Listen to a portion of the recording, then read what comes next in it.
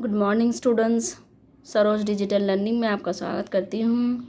कक्षा 9वीं, विषय हिंदी लोक भारती। दूसरे इकाई का पाठ हमारा अतीत के पत्र यह चल रहा है। हमारा पेज नंबर 56 और 57 यह हुआ है। आज हम पेज नंबर 58 और 59 सीखेंगे। हमने 2 पत्र देखे है ना। 2 पत्र में से हमने पहला एक पत्र देखा है। किसने? विनोबा जी का। ठीक है, उन्होंने लिखा है किसे? गांधी जी को। और क्या क्या कहा है कि वो जो छुट्टियों पे गए थे उनका आना नहीं हुआ, तो वहाँ पर उन्होंने क्या काम किया है। उनकी जो हालत ख़राब हो गई थी है ना, उसके कारण वो नहीं आए थे। उसके बाद में उनकी जो थोड़ी अच्छी होने के बाद उन्होंने वहाँ क्या काम किया है, क्या कार्य किया है, वो वहाँ पर विनोबा जी ने बताया है।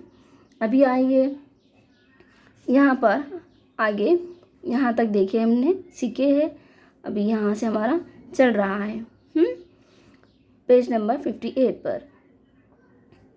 अंत में सत्याग्रह श्रम निवासी के तौर पर मेरा आचरण कैसा रहा यह कहना आवश्यक है। देखिए, सत्याग्रह के आश्रम में उनका कैसा आचरण रहा वो भी उनको कहना आवश्यक है। वो बता रहे हैं किसे? गांधी जी को। किसके ज़रिए? पत्र के ज़रिए। आइए, अस्वाद व्रत इस विषय पर भोजन संबंधी प्रकरण में ऊपर लिखा जा चुका हूँ। जो भोजन के संबंधी में उन्होंने बताए हैं कि क्या खाना था, क्या नहीं खाना था, कैसे उन्होंने व्यायाम किए, वो सब वहाँ पर उन्होंने बताए हैं। अभी आइए यहाँ पर अपरिग्रह लकड़ी की थाली, कटोरी, आश्रम का एक लोटा, धोती, कंबल और पुस्तकें, इतना ही परिग्रह रखा है। बड़ी बंडी, कोट, टोपी वगैरह न पहनने का व्रत लिया है। इस कारण शरीर पर भी धोती ही ओढ़ लेता हूँ। घरगे पर बुना कपड़ा ही इस्तेमाल करता हूँ। देखिए क्या बता रहे हैं विनोबा जी कि उनके पास क्या है? एक लकड़ी की थाली है, कटोरी है और आश्रम का एक लोटा है, धोती रखी उन्होंने, कंबल रखे और कुछ पुस्तकें यानी कि किताबें रखी हुई है। और क्या रंग पहनते हैं? पहनने के वस्त्र में क्या उनके पास? बंडी है, कोट है, टोपी है। यह नहीं पहनने का उन्होंने क्या कहा है? व्रत लिया है। तो क्या पहनते होंगे वो शरीर के ऊपर? उन्होंने तो सिर्फ क्या है? धोती ओढ़ लेते हैं। और घर कैसा है? लेकिन वो भी कैसा है? कपड़ा जो बुना हुआ कैसे होता है? घरगे से बुना हुआ, घरगे के ऊपर बुना हुआ। ठीक है, अब आइए यहाँ पर स्वदेशी परदेशी का संबंध मेरे पास है ही नहीं।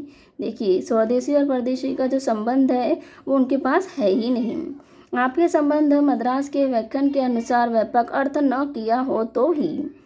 अब आइए, सत्य, अहिंसा, ब्रह्मचर्य इन व्रतों का परिपालन अपनी जानकारी में मैंने ठीक ठीक किया है, ऐसा मेरा विश्वास है। देखिए क्या बता रहे हैं? जो सत्य है, अहिंसा है और ब्रह्मचारी। ब्रह्मचारी यानी कि क्या हमने देखे थे कि बिना शादी के रहना, इसका मीनिंग है ना। तो वो कैसे उन्होंने गुजारा किया, तो वहाँ पर उन्होंने सब पूरा जानकारी दिए है पत्र के ज़रिए। ऐसा उनका विश्वास है कि उन्होंने सही से ऐसा किया होगा। अधिक क्या कहूँ, जब भी सपने आते हैं तब मन में एक ही विचार आता है, क्या ईश्वर मुझसे कोई सेवा लेगा? मैं पूर्ण श्रद्धा से इतना कह सकता हूँ कि आश्रम के नियमों के अनुसार एक को छोड़कर मैं अपना आचरण रखता हूँ।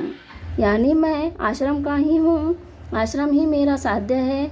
जिस एक बात की कमी का मैंने उल्लेख किया है वह है अपना भोजन, यानी भाकरी स्वयं बनाना।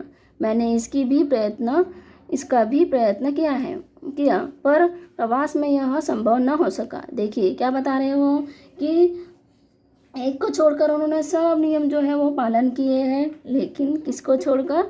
खुद जो भोजन होता है और रोटी जो होती है ना बनाने का काम, वो किसके कारण नहीं हुआ? प्रवास के कारण नहीं हुआ। आइए यहाँ पर सत्याग्रह का या दूसरा कोई शायद रेल संबंधी सत्याग्रह शुरू करने का सवाल पैदा होता हो तो मैं तुरंत ही पहुंच जाऊंगा। देखिए क्या बोले हैं कि सत्याग्रह या उसके अलावा रेल के संबंधी सत्याग्रह करने का अगर आप शुरू कर रहे होंगे तो मैं वहाँ पर आता हूँ। इधर आश्रम में क्या फेरफार हुए हैं तथा कितने विद्यार्थी हैं राष्ट्रीय शिक्षा की योजना क्या है तथा मुझे अपने आहार में क्या परिवर्तन करना चाहिए, यह जानने की मेरी प्रबल इच्छा है। आप स्वयं मुझे पत्र लिखे, ऐसा विनोबा का आपको पितृतुल्य समझने वाले आपके पुत्र का आग्रह है। मैं 2-4 दिन में ही यह गांव छोड़ दूंगा। विनोबा के प्रणाम। देखिए क्या कर रहे हैं, अब उनकी बातचीत पूरी हो गई है तो उन्होंने यहाँ पर एंडिंग कर दी है ना, क्या कह कर के आप मुझे समझाएंगे कि क्या कमी रह गई है मेरे वर्ग लेने में, सिखाने में। उसके बाद में कि मैं आपका क्या हूँ, पितृ तुल्य समझने वाला पुत्र हूँ, जैसा प्रिय बेटे के जैसा पुत्र हूँ, ऐसा आप समझेंगे मुझे। और मुझे समझाएंगे किसके ज़रिए, पत्र के ज़रिए। इतना फिर 2-4 दिन के बाद क्या कह रहे हैं कि मैं गाँव छोड़ दूंगा। विनोबा के प्रणाम। आखिरी में उन्हें क्या कर रहे हैं, प्रणाम कर रहे हैं। आइए अब यहाँ पर हमारा दूसरा स्टार्ट हो रहा है, दूसरा शुरू हो रहा है। यह पत्र पढ़कर गोरख ने मच्छंदर को हराया। भीम है भीम, यह उद्गार बापू के मुंह से निकले थे। सुबह उनको इस प्रकार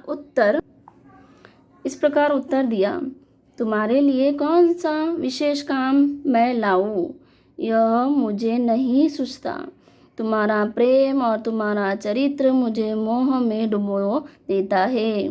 तुम्हारी परीक्षा करने में मैं असमर्थ हूँ। तुमने जो अपनी परीक्षा की है उससे मैं स्वीकार करता हूँ।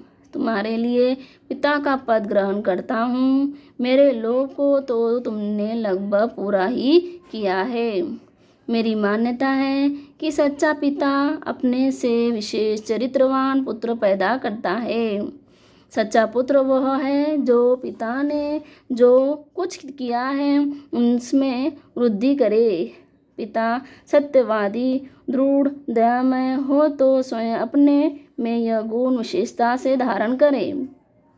यह तुमने किया है, ऐसा दिखता है। तुमने यह मेरे प्रयत्नों से किया है, ऐसे मुझे नहीं मालूम होता। इस कारण तुमने मुझे जो पिता का पद दिया है उसे मैं तुम्हारे प्रेम की भेंट के रूप में स्वीकार करता हूँ। देखिए जो उन्होंने पिता का दर्जा दिए है गांधी जी को, है ना, तो वो क्या कर रहे हैं, कबूल कर रहे हैं गांधी जी।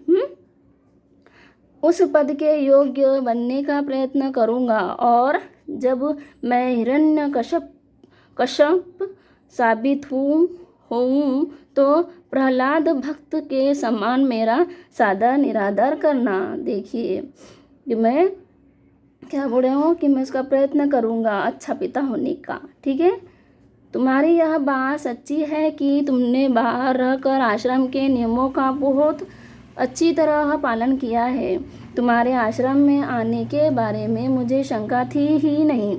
तुम्हारे संदेश मामा फड़के ने मुझे पढ़कर सुनाए थे। ईश्वर तुम्हें दीर्घायु करे और तुम्हारा उपयोग हिंदी की उन्नति के लिए हो, यही मेरी कामना है। देखिए अब हमारे फादर्स रहते हैं तो हमें भी अच्छी अच्छी दुआ देते हैं ना, अच्छे अच्छे आशीर्वाद देते हैं, तो वैसे ही आशीर्वाद यहाँ पर गांधी जी ने दिया है। क्या कह रहे हैं, जो तुमने पालन किया है आश्रम के अंदर जो नियमों का, है ना, तो वो अच्छा ही है ना, उसमें कोई शंका नहीं है। आइए अब यहाँ पर तुम्हारे आहार में किसी प्रकार का परिवर्तन करने का अभी तो मुझे कुछ नहीं लगता। दूध का त्याग अभी तो मत करना, इतना ही नहीं, आवश्यकता हो तो दूध की मात्रा बढ़ाओ। देखिए उन्होंने क्या किए थे, दूध का उनको नहीं जम रहा था तो वो पी रहे थे, क्या नहीं, छूट गया था वो, है ना, तो क्या बोल रहे हैं कि आप उसको लो बोलकर और उसकी मात्रा बढ़ाइए। किसे कह रहे हैं, भाभी जी को। आइए अब यहाँ पर रेल विषय सत्याग्रह की आवश्यकता अभी नहीं है, पर उसके लिए ज्ञानी प्रचारकों की आवश्यकता है। यह संभव है कि शायद खेड़ा जिले में सत्याग्रह करना पड़ जाए। अभी तो मैं रमता राम हूँ, 2-1 दिन में दिल्ली जाऊँगा। क्या बता रहे हैं कि रेल की विषय में सत्याग्रह जो शुरू होने वाला था, है ना, वो अभी नहीं है। उसका क्या कर रहे हैं, ज्ञानी प्रचारकों की आवश्यकता से उनको चाहिए। और खेड़े जो है वहाँ पर वो कर लेंगे, है ना, खेड़े जो गांव होते हैं वहाँ पर। आइए यहाँ पर, विशेष तो जब आओगे तब सब तुमसे मिलने को उत्सुक है। देखिए, जब आप आओगे तो आपको मिलने के लिए सब कैसे है, उत्सुक है।